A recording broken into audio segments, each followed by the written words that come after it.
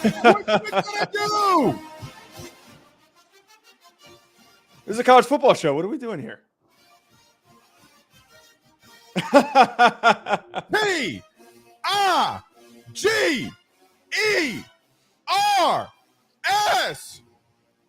Tigers! And welcome aboard. Glad you're with us. Hope you guys are making it a good one out there. I am one of your co-hosts, Blake Ruffino. As you can tell, I am LSU'd out tonight as the LSU Tigers are heading back to Baton Rouge North, which is Omaha EAUX. But not only that, it's a special day around here. Do you know what day it is? It's Monday. It's Monday. It's the your start of the birthday, week. June the 12th, 2023. Joseph, what's your middle name? I shouldn't share this. It's Bruno. I told you. We've talked about this on the show before. Yeah. We've done this before. Okay. It's an Italian middle name. What's it? Do you not have an Italian middle name? Yeah. Like every cousin that you have that's Italian, Joseph. Oh, okay. We have. Okay. So anyway, it is your birthday. Everybody in the chat, give my man a happy birthday in the chat. How old are you? How's your weekend gone? Like we didn't do a show Saturday because, as one person quoted, you were drinking vodka tonics at a cigar bar. Yes. Well, no, that was not me. That was a individual. I heard you had a chocolate lava cake. I did not have a chocolate lava cake. I would never commit such atrocities. But Blake, I appreciate the wishes on the show. I'm 22 now. That's how old I turned. I'm not actually. I'm 25. I'm 25. Okay, I was about to say I think I'm about to find a new co-host. If you're, I'm not that young. I'm young, but I'm not that young. So what did you do for your birthday? Friday, just hung out with some friends. Kept it pretty low key. Try to keep it not as wild as I don't believe. No. It was very low key compared to last year. Last year I was out till 5 a.m, and I was like, I'm not doing this again. I'm too old for this. I felt terrible the whole next day. Saturday, I drank a little bit too much during the day in the city, and then we went to a steakhouse for dinner with my family. So that was a fun experience. What kind of steak do you eat? I'm usually like a New York strip guy because I like getting a big one. But we went to. That's what she said. It was a Portuguese steakhouse, so we did like the radizio and all that stuff, which is fantastic. But experience has been good, and again, I appreciate everyone who's saying happy birthday in the chat. And yeah, I mean it's flying in here. Rory, Tony, Adam, Mike, Linda, my mother. Okay. Chris H saying happy birthday, Joe. You wanted a shirt like this that had the EAUX on it. I said that I wanted to buy one, but I think that I would get completely roasted if I wore it. Alex claims that he bought me one for my birthday, but I don't know if he was just saying. I mean, I can check. I can check. Dude, you want to hear something crazy? They're we're having to go back to the distributor because I think we're going to sell out. And I mean, it's a very clever design. Has anyone else made one like that? Because it's pretty cool. No, not really. I mean, it was just, like I told you, my buddy Todd, who's going to be joining the AYS team, and he made it. I gave him the idea, and then 12 hours. And look, we put this together in 24 hours, dude. And people that don't understand merchandise, I mean, it's ridiculous. So shout out to Todd. I mean, he is arguably the best that I've ever seen do it. But yeah, I mean, but anyway, I am a ribeye steak kind of guy. Bone in or bone out? Bone out. Yeah, I always I don't like getting duped with the bone. That's my problem. I mean, so listen. So when I lost the 30-something pounds, even though I kind of gotten off of it a little bit and was doing the carnivore diet, I would eat ribeyes because you don't eat fat, you don't eat any carbs or anything like that. And so I'm a ribeye guy. Like when me and my wife, and we haven't been able to do it lately because of kids stuff, but once a month we'll go out to eat and I go get a steak. Listen, daddy needs beef. Okay. Daddy needs beef. So, but that's not what you're here for, Joe. We do got a lot to talk about. I know we're going to disagree. Not as much as I think last week in the NIL stuff, but we're going to talk a little bit of Penn State. We're going to do a deep dive into Penn State here, and which, quite honestly, I'm going to admit, look, I like them a lot, man. Now, can they take that next jump and take down Michigan and Ohio State? That's the massive question. They have the talent to. Like, look, the worst that they did last year was go 10-2. Okay. And so 11-2. Can, at one of these home games that they will have, can they upset somebody? Because I think that they can afford to have a loss. Okay. And we talked about this in our Big Ten, our Big Ten preview. I think that you could have a three-way tie here for first place. So, like, I think all three of those teams are that close. I think Penn State can beat Ohio State beat Michigan, Michigan beat Penn State. I really think that that's going to happen. Mm-hmm. Okay. So with all that being said, I really like where Penn State sits. I like them as a team from top to bottom. Yeah, the talent's there. I don't think I'm as aggressive as you are, and I do really want to dive into this, and it's going to be one of the – I just remember from months ago the texts that you were sending me and the excitement that you had for this Penn State roster. So to actually get to dive in on them is going to be fun. I will say this, and we're expected to talk a little bit about the new Big Ten schedule coming up. I really think that Penn State in like 2 years is going to benefit the most from that. Not having to consistently play Michigan and Ohio State and then not having divisions is going to help them. They're going to need to be ready to go when that happens. And maybe when Drew Allar is a junior, that's how they get to the playoff and they go far in the playoff and they can. I think they can do it now. I think they could do it now. All right. I won't have any spoilers on my thoughts, but. Well, I just think that they can do it now. I think that they can make it. I mean, Joe, they're a win away. Literally. If they have one loss, though, are they getting kicked over an SEC team? Well, they did go down to Auburn and beat the dog shit out of them. But what if there's a one-loss SEC team or a two-loss SEC team? I'd still pick the two-loss SEC team over. Well, I would agree there. Okay. But again, I don't think – I think that there's – if this Allar kid does what I think he can do, mm-hmm. Okay, which I could be really wrong on him. He's got all the talent in the world to be a dude. He's better than what they had at quarterback a year ago. He's light years better than. And so again, when you have all of those returning pieces and you give me a better quarterback, well, I mean, the results could be there. It could be there. Well, results can be there. So we'll talk on that. You talked about the Big Ten schedule. The way that I'm going to attack this, Joe, is, the Big Ten released their schedule because they want to be before the SEC. Yeah. Okay, let's call it what it is. They want to do everything first and be like, oh, we're first. Look at us. So you got like USC and Michigan and LA and yada, yada, yada, like a lot of great games in there. So we'll touch on that. That's where I'll go. Like, these are the good things about expansion, right? Like you seeing Michigan versus USC, hopefully in prime time. Okay. And so I think that's going to be a big deal. I really hope that these games, this is the one thing that I hope that the Big Ten does. Don't put it at noon. No. Don't put those games at noon. No. And I here's what I believe is going to happen. CBS goes on their own accord. They're going to have 2:30 CBS games, whether they like it or not. So that's better than noon, though. That's significantly better than noon. It's much better than noon because, look, man, I mean, it's just you get to a part where it's like, man, why do you got to play at 12 every day, every week? Why? I think not to go too deep on this, but I just feel that is probably what is at times held back the Big Ten. And I know that there's not as many quality games, but now that you're adding two big programs, especially USC, you can't waste time goofing around scheduling those noon games. You just can't. You really can't. All right. And then if we have time, your AD. Special day for you. Happy birthday to you. Jack Swarbrick is out at Notre Dame. Look, I'm going to come out of the gate. I'm going to call an audible. Mm-hmm. I'm going to come out the gate. I want to spend like 10 minutes or 5 minutes on him very quickly. All right, let's do it. I got one message to the Notre Dame fans. It's as simple as one thing, and you got to do it if you want to succeed. It's the bottom line. If you want to succeed, you're going to have to do it. All right.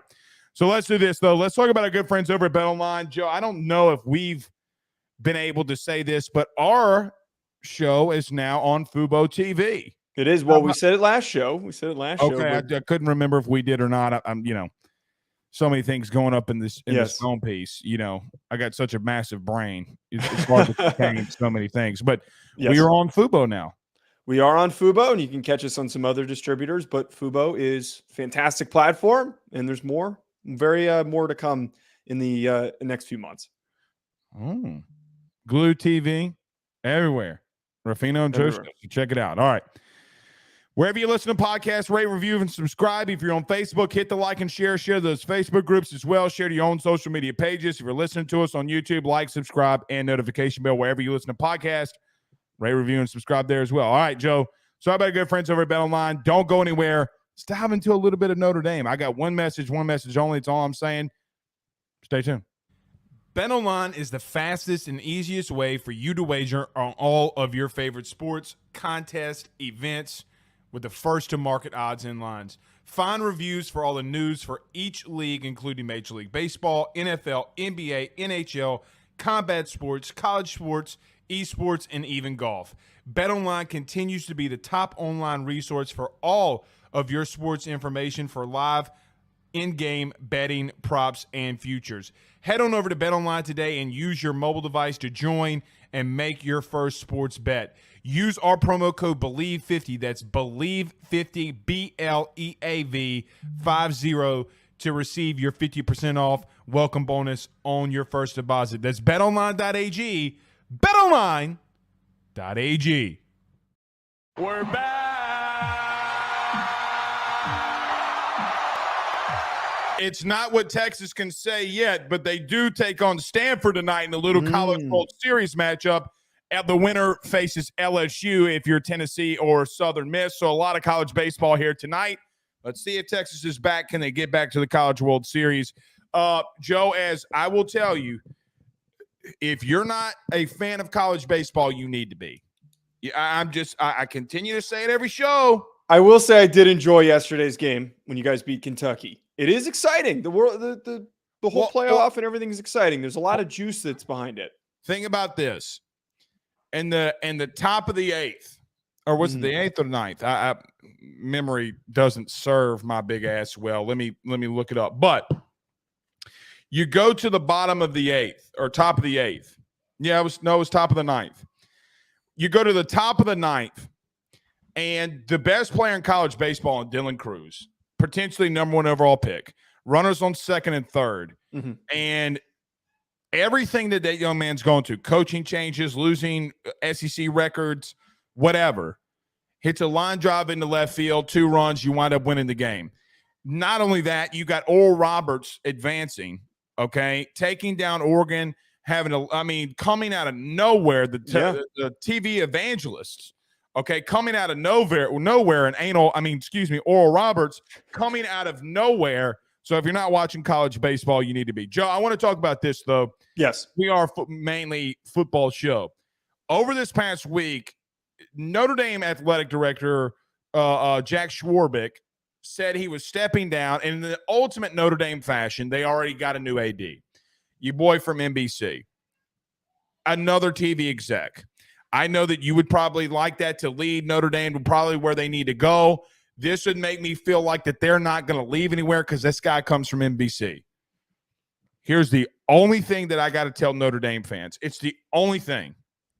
You have to come out of the Stone Age and start paying players in NIL. You have to start going into a portal and getting the dudes that you can get. Bottom line, Joe, you gotta release the reins of we're Notre Dame. I hope that this AD will loosen some of those things. Look, if Keon Coleman, whoever, or whatever the kid's name is that went to Alabama, whoever, if you got to get in these battles, Notre Dame needs to start getting into these fights. And I hope that he leads that charge because whether I like him, love him, or hate him, Notre Dame is great for college football when they succeed. When they have lapses like they do against Marshall, when they have a head coach leaving, let's call it what it is, because he saw the writing on the wall, and you don't do things in NIL, you're going to get left behind. You have to have an AD that's on board from top to bottom and has to get out of the Stone Age. That's the bottom line. I don't care about the TV deals. The TV deal is going to work itself out for Notre Dame. A flying monkey and the movie of Wizard of Oz could figure out the TV deal for Notre Dame. You need a guy that can structure an NIL package for kids who want to go to South Bend, Indiana. That's it. That's it 1,000% the number one thing that he has to do. To your point, first of all, Notre Dame's success, I obviously can agree with that point. Them being good is one of the best things for college football. And I would argue them not being as competitive as they could be right now over the past decade and a half, the whole time that Swarbrick was there, hurt the Midwest's ability to compete with the SEC in the South because they're the best program in the Midwest, without a doubt. Their history, what they have done as a football program, is the best out of any of those programs. Better than Michigan, better than Ohio State. But I agree. Jack Swarbrick put this program back so many decades. For him not to be competitive enough, and I understand he got them to the playoff. They got to a national championship. To get dominated the way that they did and in such embarrassing fashion, to me, doesn't really count. They did win national championships in other sports, in fencing, in men's lacrosse, in sports that are just so unimportant.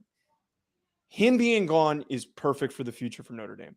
Jack Swarbrick wasted our time. He wasted so many people's time with the lack of results, the lack of willingness to help head coaches. And we've seen that already very quickly with Marcus Freeman. And we know damn well, especially you, that it drove Brian Kelly out of town, who is a great head coach, who has been held back from what he's capable of doing and is already succeeding at LSU. Well, and to that point, okay, for the lack or for the amount of criticism that Brian Kelly has taken, and this isn't an LSU take, okay, this is a Notre Dame what you have to do. Yes. I told you before, because Joel Rogers, the safety, just committed. We were sitting here watching the live stream, watching him commit to LSU. Brian Kelly in 1 year is going to do something that hasn't been done at LSU or Louisiana since Nick Saban, and that's legitimately locking down the state. So when you talk about recruiting, okay, like when you talk about actual recruiting, but are you sure that he's a bad recruiter? Like, are you sure? He's not. Or do you get to a scenario where you're in the midst of like, look, you got to open up them pocketbooks, Big Daddy. Hey, listen, give one tithe in Sunday to NIL, and I guarantee you're going to win football games. In the name of the Father and the Son and the Holy Ghost, you will win football games if one of those weekends you go out there and start spending money. Every team's doing it, Joe, and I agree with you. You got to come off the high horse. Oh, we don't do it. We're Notre Dame. Okay. And that was what all Swarbrick was doing. That's what bugged the hell out of me. Look, I'm going to sit here. I blindly was happy that Brian Kelly left. I thought he was what was holding Notre Dame back. And there has now been multiple levels of proof to show that wasn't the case. To everything that you just talked about there, that he is on historic levels of recruiting in the state of Louisiana. And the other thing that I point to is what I screamed about on this show when they couldn't hire Andy Ludwig away simply for the reason that he didn't fit what they wanted. That was a decision not for money because they didn't want to pay his buyout, because the buyout wasn't even that high. It was because they didn't think he was a Notre Dame guy. That was what the rumor was. And they went with an internal hire because of that reasoning. Swarbrick is a terrible athletic director. I think that Pete Bevacqua, if that's how you pronounce it, is going to be good for the future of Notre Dame. He is a former punter on the football team, specialist, so he gets it. And he's going to have pride in wanting them to succeed. So that's my final thoughts on that. I think that the direction is going to be very positive for Notre Dame in the future. And him having a background with NBC and a relationship with NBC is only going to help them. It shouldn't help NBC. All right, you told him already once. Ben wants to tell me again. All right, you ready? Happy birthday to you. Happy birthday to you. Happy birthday, Mr. Joe. Happy birthday to you. Clap. Yay. Thank you for the second time, Ben. All right, go play. Is he like obsessed with singing happy birthday? Is that what Look. it's the second time he did? I mean, I'm not upset. He said happy birthday to me more times than some people have today, so that makes me happy. Well, so here's the thing. It took me everything to wait until right now because I knew his reaction to it. So I was like, so I texted you at like 6:30 and I'm sitting there like happy birthday. And I'm thinking, no, I think I'm going to wait. I think I'm going to let Ben do it. But he was banging down the door during your take. And that's why I kept looking away. And then he comes in, he goes, I want to sing him happy birthday again, Daddy. And I'm like, okay, dude, like calm down. I mean, geez. Again, I'm not saying no. I love it. But when I told him when I got home, I was like, it's Mr. Joe's birthday. He goes, birthday cake. I'm like, no. That's not how that works. You're shipping me some. But nevertheless, yes. I agree with what you're saying. You gotta change things up. And I think that if you do that, it just makes you better in recruiting. You don't lose some of those commits that you have no business losing. Let's call it what it is. All right. Speaking of another team in the Midwest, we have to address this. Okay, this is Horns Up. Look, they already said something about. Is this Josh and them? Yeah. I don't know which one it is. It's probably Josh. Okay, well, you know what? Put it back up. Small feet. He says if LSU wins the Natty and goes undefeated, Josh will get a Blake tattoo on his back cheeks. Deal. See, I offered a logo. That could be a little like you can at least kind of get away with that. I want a picture of me on his ass. Pause. I think it's a fair. I don't know what's worse, the face or the name, because. Now I want a face on his butt cheek, and underneath it goes. Unless I'm misremembering, I think Josh's sister's name is Blake. That's weird, Josh. Oh, I don't want it. I don't want my name on there. I want it Daddy. Face. Daddy. I'm gonna make sure he does that. Okay. All right. Hold him to it.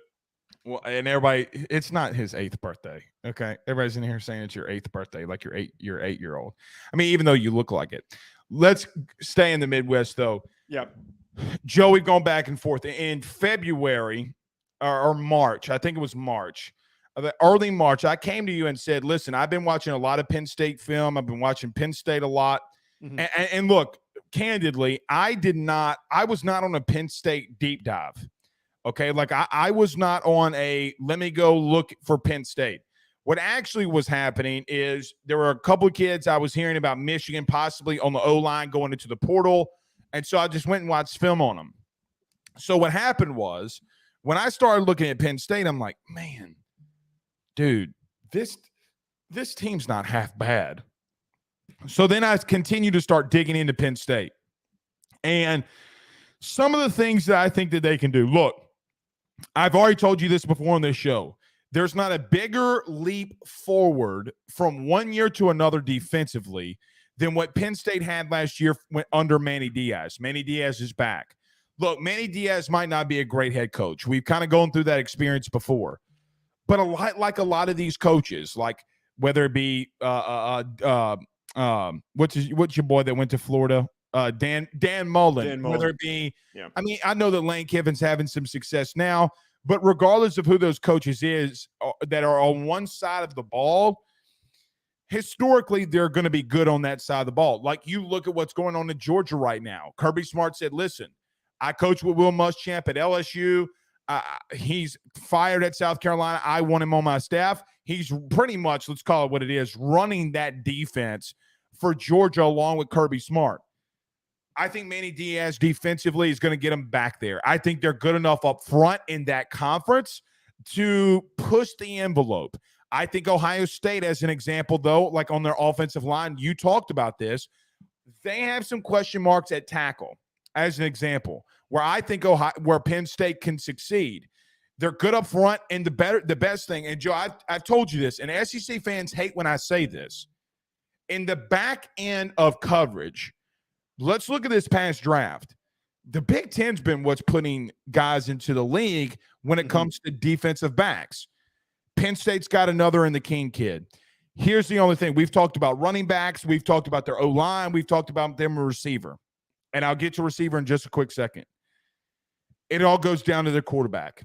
And I think that they have enough talent around him to where they could easily, no, I'm not going to say easily, but they can be in the mix to win the Big Ten. With that being said, I do question some weapons that they have on the outside, and I do question, can they hold up with a young quarterback if things don't go their way? They're going to need some things to go their way. They're going to need some lucky bounces here and there. But on sheet, when you look at them on paper, they have just as much talent as anybody else. They have recruited at a really damn good level. And look, like them, love them, or hate them, James Franklin, I think, is still a pretty damn good coach. Okay, if the worst you're going to get from him is 9-3, 10-2, at Penn State, I might add, after everything that they've been through, buddy, I'm going to tell you something. Sign me up. But the eye in the sky doesn't lie, and they got some really good pieces. Here's the 2 questions I have for them, or 3. We talked about quarterback. Number 2, do you have the weapons on the outside? And number 3, I do question some coaching. Like, can James Franklin finally get over that hump and win it all and make a playoff? That's what the biggest answers, the questions for them. But I will tell you, I'm pretty optimistic. I think that they could do it. They're 1 win away from doing it. Blake, as everyone knows on this program, I'm quite a film dork. I watch way too much film. I spend way too much doing it. And I'm obsessed with evaluating talent. The talent that they have on this roster, they have a number of guys that will go in the top 50 of the upcoming draft. Agreed. You talked about Kalen King, who very quickly. Do you think they have 5 guys that will go in the top 50? No, I would say 3. Let's say 3. Okay, okay. Continue. Yeah, I don't want to go that aggressively. Okay. But Kalen King might be better than Joey Porter Jr. I agree. Is better than Joey Porter Jr. Olu Fashanu is the most talented tackle in this upcoming class. The dude is freaking dominant. He is young. He has every tool that you need to be a dominant left tackle in the NFL, and would have been the first tackle taken in this draft if he chose to declare. Agreed. And then on top of that, Chop Robinson, Abdul Carter on the defensive side of the football, they've got key players at key positions. I know what Nick Singleton can be. But as you said, and why I can't fully commit to what you're saying, I feel that they're going to sweep the rest of their schedule like they did last year. They're going to kick the crap out of all the bad teams that they have to face. But I can't commit to Drew Allar. I am not going to sit here and make an assumption on Drew Allar. I just can't. I understand that. He's either Drake May or he's Quinn Ewers. He's one of the two. These really highly recruited kids. Let's call it what it is. Quinn Ewers is not good, bud. But that's my as he's played so far. He right now might be better than Quinn. Come on. But haven't seen Drew Allar do enough to commit to that statement. But listen, there are times that you can see dudes and know something. Like when you saw Ewers at Texas in a spring game, you knew but I still see tools with Quinn Ewers, and I think that there's. Well, tell me what Quinn Ewers does better than Allar. Like, I mean, because they're very similar. They're very similar they're very similar. Big arm, good athlete. That's where the similarity is. The one advantage that Allar has is he hasn't played a full season in the sense that I agree with that. That Ewers' confidence right now is shot, and that's leading to poor decision making on the field. Allar hasn't done that yet, and he's going to have a really good offensive line and a good running back to rely on. But that's what my whole point here is, that he either becomes Drake May and everyone's freaking out over him, or he becomes Quinn Ewers and he craps the bed in the middle of the season and he can't dig himself out of a hole. He feels like that type of guy to me. In fairness, he does not have the weapons on the outside that Ewers does. Ewers, he does have better weapons. You're absolutely right. Quinn's got better weapons than what Allar will have. Yeah. And I think, look, here would be the concern for me. I don't think it's really the kid. I think it's the weapons on the outside, really. And quite honestly, okay, I think that's where they would struggle offensively. But they're going to have to open it up a little bit. Like, you're going to have to lean on your running game, and you're going to have to be tough and run the ball downhill. But are you going to sit here and tell me that here's what I just cannot stop thinking about? even though I don't think that they're great on the outside, the one thing I keep thinking about, is he better than Clifford? He is physically way more talented than Okay. Sean Clifford. Absolutely. That's Okay, not a hot take. So with that being said, that team is still 10-2 with Clifford. But Blake, here's the thing, though: let me Sean. ask you, Wait. We saw before you get to that. Though, we've sat Okay. here and talked about the importance of experienced quarterbacks, and Sean Clifford is the epitome of experienced quarterback because he's been around for a million years. Dumb decisions for an experienced quarterback. You know that. I know that. The Tooth Fairy knows that. Santa Claus knows that. Everybody on planet Earth, even the aliens that just landed about, what was it, last week, when everybody said, oh, we got footage of aliens now. Everybody knows that Joe, he threw an interception in a triple coverage. I think it was Michigan when because I clipped it, and I think I told you about it. He's throwing interceptions in triple coverage. But how do we know that Drew Allar's not going to do that? He's taking no snaps. Yeah, but my thing with that is, I expect that from Drew. I don't expect that from Clifford. That's fair. That's fair. But all my point is that having an experienced guy, maybe he's not great, you at least know what you're getting yourself into. I don't know what we're getting ourselves into with Drew Allar. That man's got a bazooka attached to his shoulder. I will say this. A bazooka. Like, I'm talking about Rambo 4 bazooka. I'm talking about deep jungle, like a Rambo putting the blood on his face to blend in bazooka. Like the big mammoth, the big Kahuna, the Brian Kelly. The man's got a bazooka attached to his shoulder, and he can move. You know what Sean Clifford doesn't have? Any of it. I was so far out on that kid. And it gets to a point where, Joe, are they better at that position? Are they better today than they were a year ago? Because yes. honestly, I will say that. Okay, so as a team, if they're better than last year, and Ohio State is taking a step back. But this is where things get confusing with me when we have these conversations, because we're making a projection based on talent, and you get mad. It's like we flipped roles here. You get mad at me when I make a projection based on talent, when I sit here and come on the show. And this is why I like using Quinn Ewers as an example, because I can sit here and say that Quinn Ewers has the talent to be one of the top 5 quarterbacks in college football. The difference is, I'm not calling him a top 5 pick. What I'm saying is, he's better than Sean Clifford. So those are two vastly different. You cannot tell me that I'm in the same realm and possibility of what you just said, saying, oh, here comes Florida's what's the kid's name again? Jane Rashada? No. Anthony Richardson. Anthony Richardson deserves to be a top 5 pick. I'm just saying the kid's better than an undrafted free agent. But wait. Sean Clifford was drafted. He was a 5th-round pick. Okay, well, first off, who picked him? The Green Bay Packers. Okay, idiots. Idiots. And by the way, how do you know what Green Bay's doing right now? They're taking a kid in the 1st round that didn't even start. All right, fair. They took Jordan Love. No, they drafted up to take Jordan Love and could have taken Justin Jefferson. Look, all I'm trying to say here, Blake, is that I agree with the statement that there is more talent at the starting role at the position this upcoming year. But I can't sit here and say that he is going to live up to that potential in his first year as a starter. There are too many question marks. And he talked about how I'm not totally sure what they're dealing with at tight end, because their tight end was drafted relatively high, and also at receiver. Their best receiver, Parker Washington, went to the NFL. I will say this, though. Dante Cephas, who they got from Kent State, is a very underrated football player, and I think that he serves well for the style of offense that they play. And if Allar can connect with him consistently, that is going to be helpful. I also think that here is one key aspect. They relied too much on Sean Clifford last year. Even though it wasn't that much, way too much for my taste. They need to stick with the run game. It needs to be the Nick Singleton show. Pretend my man is prime Saquon Barkley, even though he's not as talented, not saying he's the same player, and run the hell out of him. Elk 70 says, is Ohio State taking a step back, though?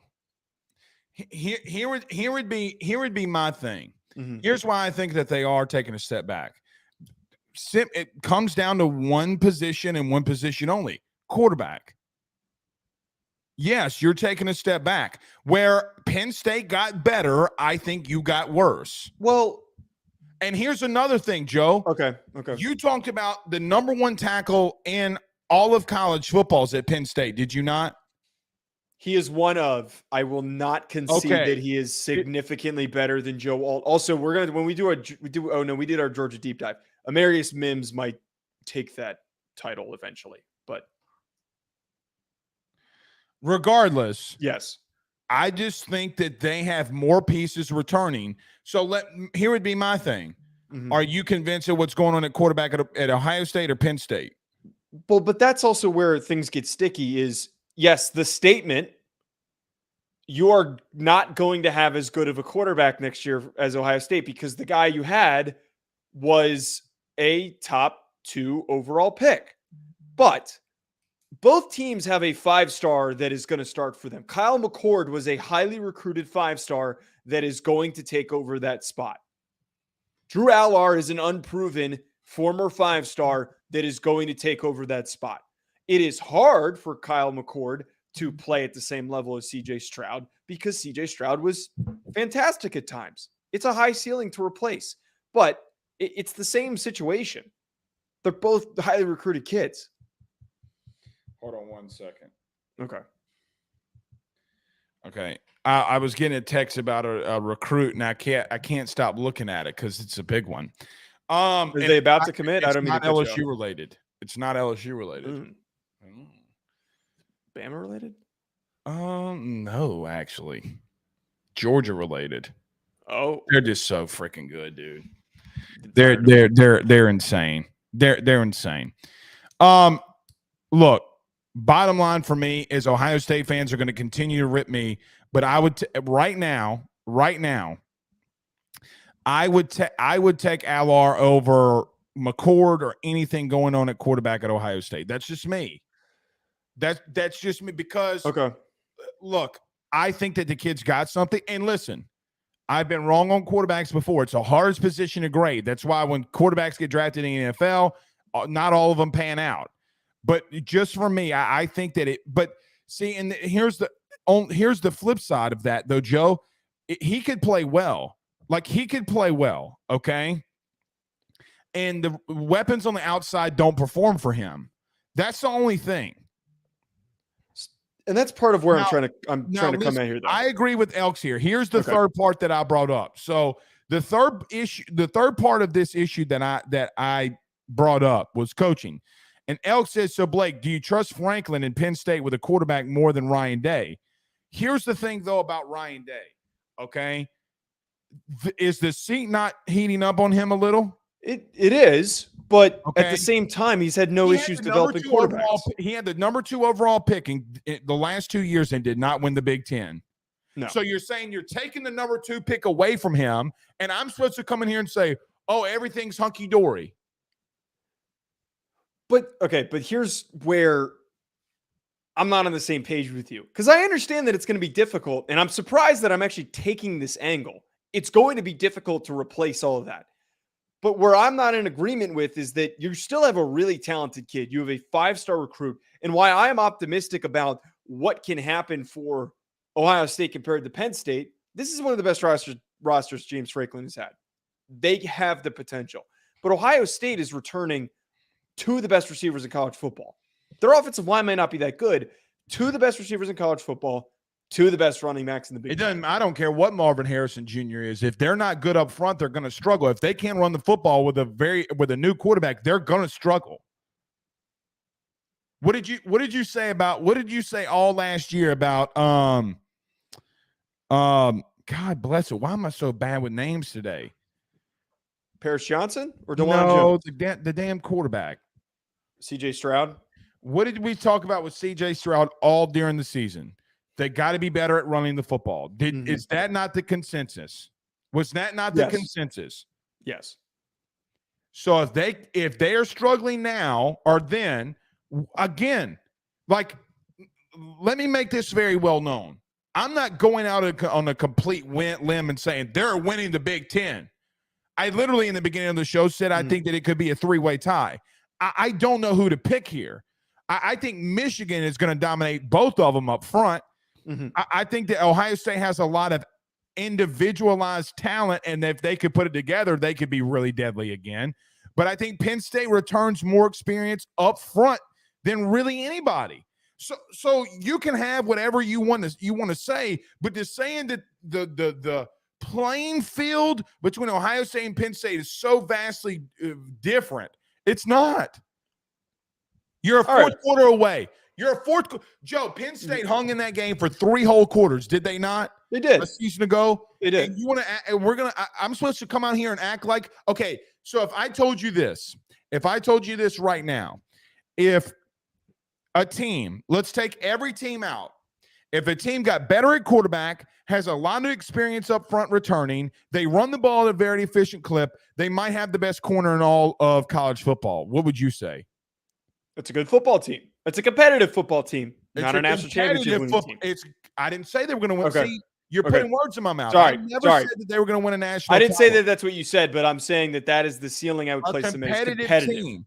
Now, what if I told you the flip side? That one team or the other team is replacing a couple of offensive linemen.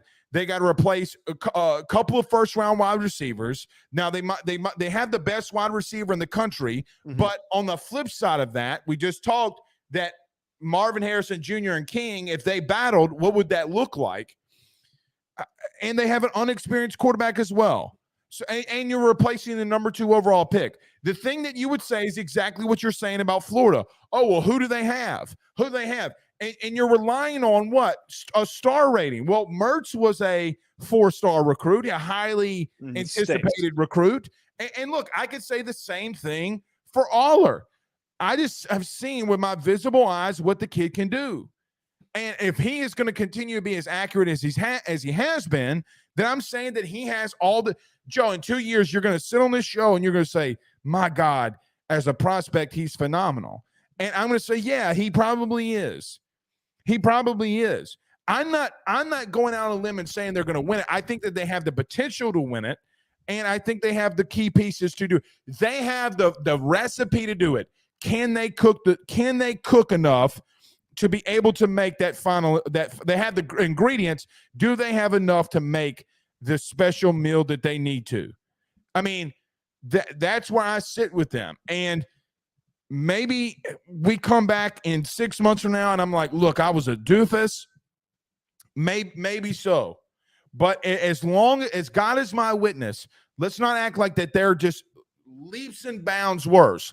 Now, there is one last piece here that Elks brought up that I didn't throw in there. Okay. I don't hear if everything was equal in what I just said and James Franklin wasn't the head coach, I would pick them to win the Big Ten. Yeah. Yes. I think it would be a little bit easier to commit to that. I think it would be a little bit easier. But this is also part of my concern is like, what example of quarterback development do we have to point to with any Vanderbilt?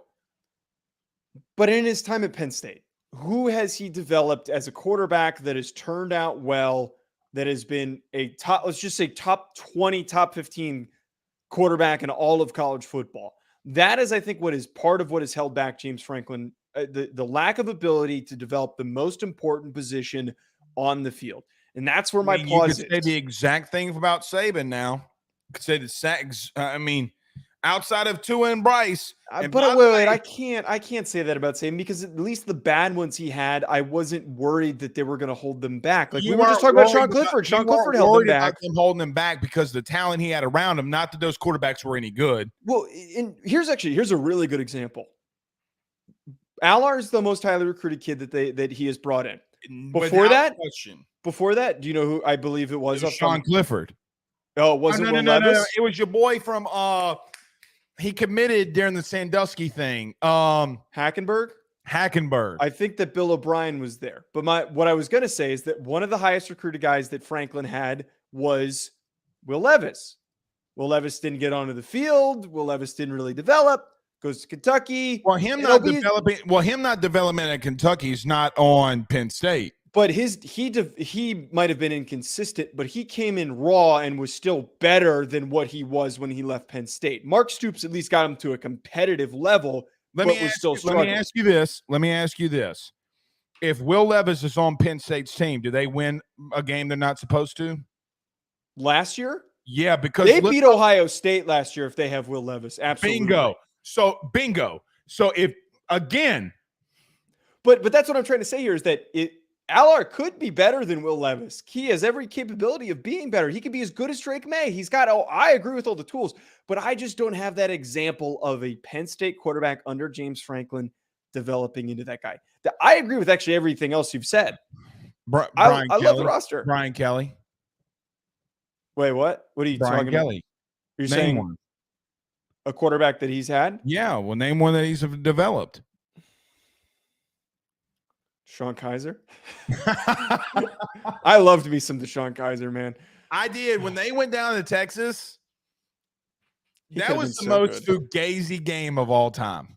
But let me ask you this. I've never been more upset watching a football game.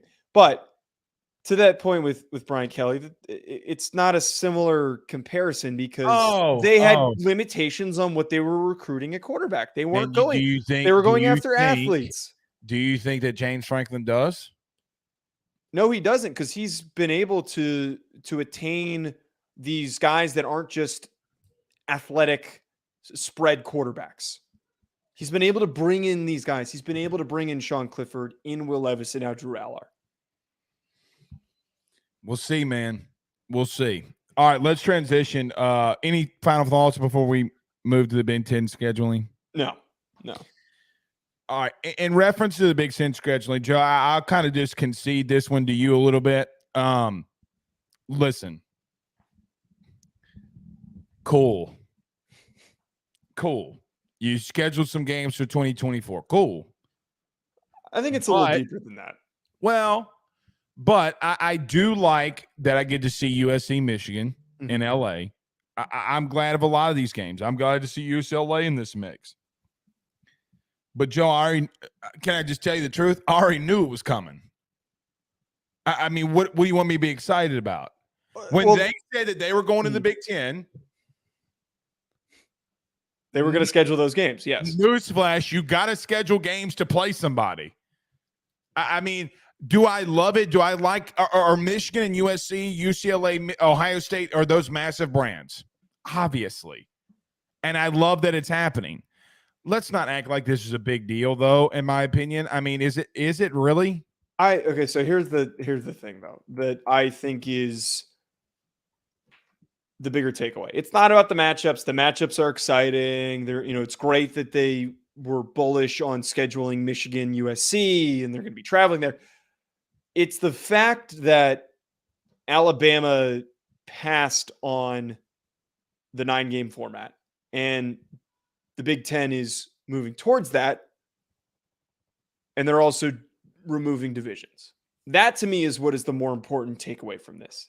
And does that at all help the Big Ten compete and get to the college football playoff? Is that going to help them in a head-to-head resume battle? I don't think the Big Ten's ever had issues with getting two teams in. They just had two teams in. I'm not so much saying they literally just had a team in Ohio State that didn't win the conference, got their shit kicked in by Michigan, make the playoff. Now, should they have, because of what they did against Georgia? It looks like a really good thing that they were in there. The Big Ten does not need any more help getting in there. They're a massive draw. Michigan's a massive draw. Ohio State's a massive draw. So will USC. And let's call it what it is. If UCLA finds a way to make it, the people in LA are going to watch. It's still a massive TV market, okay? Yeah. That's never been their issue. Their issue has always been that they complain about nine conference games, and then when they go in the playoff, they get their crap kicked in. At some point, Joe, they got to win. And I will tell you, adding USC and UCLA at the current moment does not make you any closer to winning a natty. You don't think that having to play more competitive opponents it doesn't help the SEC. Adding Texas and Oklahoma makes SEC more likely for Georgia to win a natty, for Alabama, for LSU, for Auburn. You're come right. on, bud. Like, come You're right. on, bro. Like, You're right. I mean, I mean, I ain't trying to be rude. Texas and Oklahoma are going to come in the SEC and get that ass whipped. Unlike what I think USC and UCLA stand a far better chance in the Big Ten than what Texas and Oklahoma stand a chance in the SEC. I think you agree with that. Yes, I do.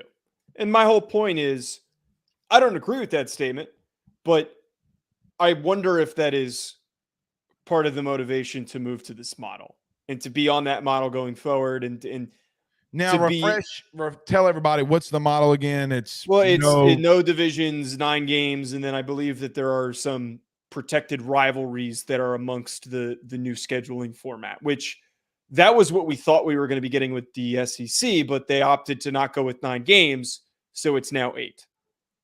Well, they're going to still have rivalries. They're going to look. Well, it was that whole potting system. Like, the three. They're going to still have rivalries. They're not Yeah. going to get rid of those. They're not getting rid of those. Mm-hmm. Come on. You think the Iron Bowl is not going to be played in the last weekend in November? No, right. They need that to stay. Do you really think that Georgia and Florida aren't going to play? No, they need that to stay. Do you really think that Texas and Oklahoma and Texas A&M aren't going to play? No, they're not going to get rid of any of that. Do you think that LSU and Alabama aren't going to play? No, but that's not really my point, though. My point is just bringing up the comparison between these two scheduling formats. If you keep Michigan, Ohio State, here's the truth. Mm-hmm. If you keep Michigan, Ohio State, Alabama, Auburn, Florida, Georgia, Tennessee, and Alabama, Texas A&M, whatever, the entire country's happy. So Elk is pointing out that their structure is a little bit different, that there's 2 flex rivalries. So they rotate.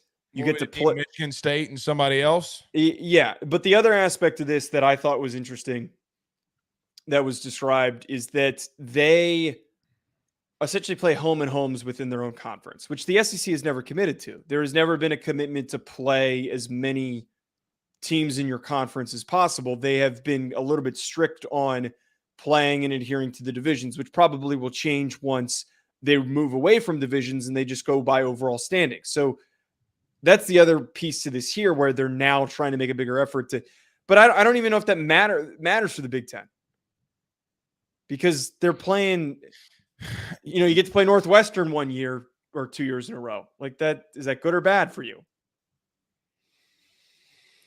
I do like home and homes. So for an example, I do like the home and homes. Like if Michigan, because let me tell you what happens in home and homes. You ready? Rivalries happen. Yeah. When look, LSU and A&M, not a historic rival. They are now. This is what will happen. USC and Ohio State will have a game that is won by a field goal, and then you got to go to the opponent's house the next time around, and you want revenge. Mm-hmm. It makes rivalries. Yes. So I will tell you right now, USC, Michigan, USC, Ohio State, whichever one it happens to, I'm calling it right now. That's going to be a big old rivalry. Not as equal a rival, but close to it's going to become a big rivalry game for them. And I'm happy for them because, listen, 10 years ago, I didn't even know what Texas A&M was, to be real with you. And it has become like me and Billy Lucci going at it with one another on Twitter. He doesn't like me. I don't like him. Sounds good to me, bud. Like, I don't care that your goatee looks like pube hairs. Like, I don't, I really don't care. The bottom line is that's what college football generates when you do things like that. And you know what? In those sports, it trickles down to everything else, right? Because whether we like it, love it, or hate it, everything revolves around football, and it trickles into everything else. I think that'd be my final point on it. No, absolutely. I'm just curious to see what this nets for either of these conferences. I still do think that this is going to benefit Penn State, though. That's in the next couple of years, that's the main takeaway for me. We'll have to see. We'll have to see. All right, what you doing for your birthday the rest of the day? You going to get chocolate lava cake? I'm not getting any chocolate lava cake. No, I'm going to go get dinner, and then I'm wrapping work. I got to get ready for my flight back to LA tomorrow. So Okay. nothing exciting. Nothing exciting. Be safe. How long's that flight?